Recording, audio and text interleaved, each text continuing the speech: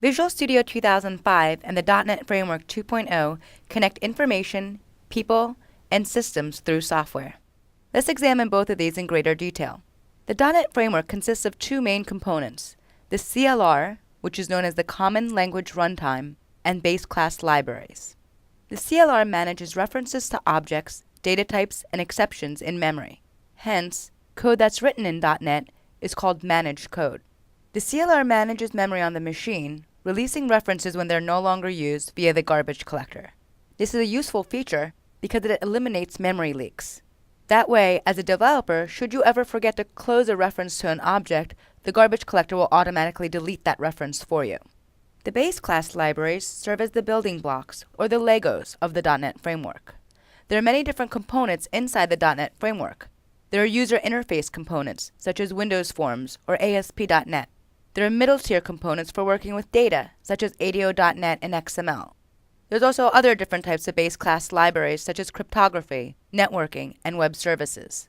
All these can be used as they are, or you can customize and extend them using the object-oriented properties of the .NET Framework.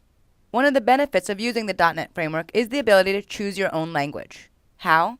Regardless of whether you choose VB.NET, C#, or any of the other .NET languages, all will be compiled to MSIL, which represents Microsoft Intermediate Language. Because they're all compiled to the same language, you now can do cross-language debugging and exception management. This is another great benefit of the .NET Framework. Now let's talk about Visual Studio 2005. Visual Studio 2005 is the de facto environment for working with the .NET 2.0 framework.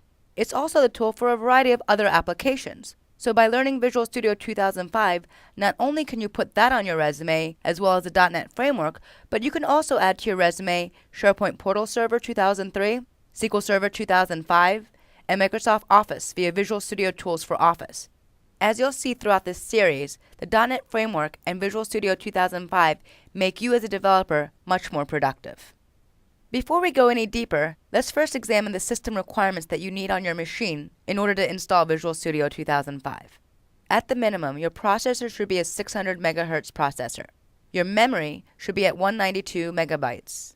Your hard disk should be at 1 GB for your system drive and 2 GB for your install drive. The recommended processor would be a 1 GHz processor. The recommended memory would be 256 megabytes. And for your hard disk, 1 GB system drive with full MSDN help, 3.8 GB for your install drive with default MSDN.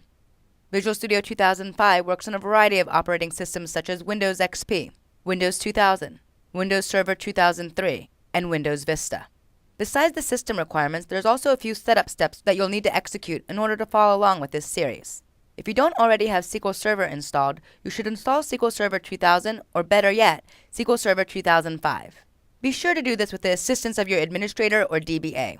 Another important point, in order to use the examples that we provide, we've installed the Northwind database, which is a free download from MSDN. If you'd like to follow along, be sure to install this as well. Throughout this series, I'll be providing you with little-known tips and tricks so that you can become a well-seasoned developer. I'll be sure to point these tips out as we go along. So why should you use Visual Studio 2005 to write your .NET code? Certainly you can write your .NET code in Notepad and use the command line compiler. However, you'd be missing out on a lot of the advantages that Visual Studio 2005 provides. Some of these benefits include automatic code generation, configuration wizards, code templates, and design tools. We'll be reviewing all of these advantages throughout the series. Another common question that I get a lot is choosing a programming language. Developers see the different languages that are available, such as VB.NET, C#, Managed C++, and they ask me which language should they choose. The most appropriate .NET language for your team largely depends on the skill set of your developers. If your developers are more comfortable with C++ or Java, then C# might be a natural fit for them. If your developers are more comfortable with VBA or VB6, then VB.NET may be an optimal choice for them. Or, sometimes developers are just simply excited about a language, and that enthusiasm alone will make them much more productive.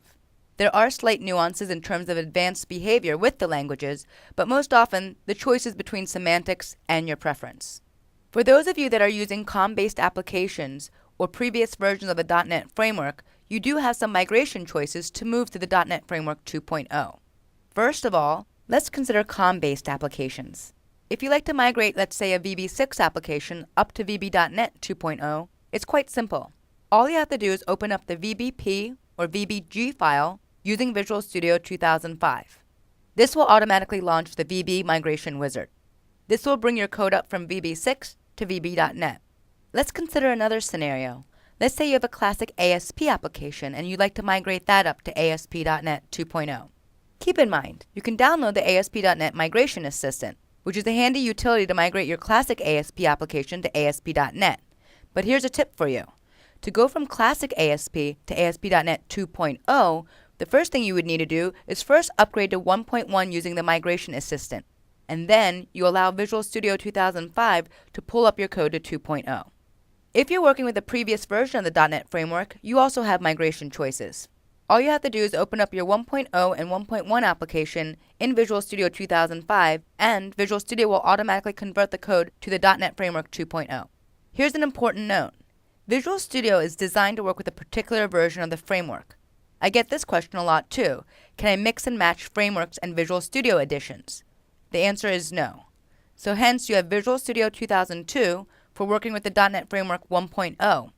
You have Visual Studio 2003 for 1.1, and you have Visual Studio 2005 for 2.0. Keep in mind, all these can install side by side and work together on the same machine.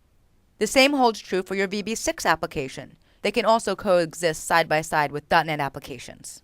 So now you have a basic understanding of Visual Studio 2005 and how it works with the .NET Framework 2.0.